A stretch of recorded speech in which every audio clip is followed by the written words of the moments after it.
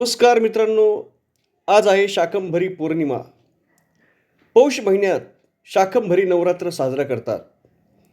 पुराण काळामध्ये पृथ्वीवर भीषण दुष्काळ पडला असताना दुर्गा देवीने शाकंभरी देवीचे रूप घेतले आणि या देवीने आपल्या शरीरातून निरनिराळ्या पालेभाज्या फळे निर्माण केले व जगातील माणसांचे प्राण वाचवले.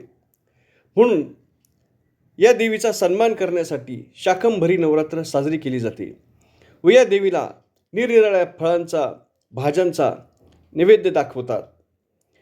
तसेच या नवरात्र काळात फळभाज्या गोड पदार्थ यांचा नैवेद्य दाखवला जातो.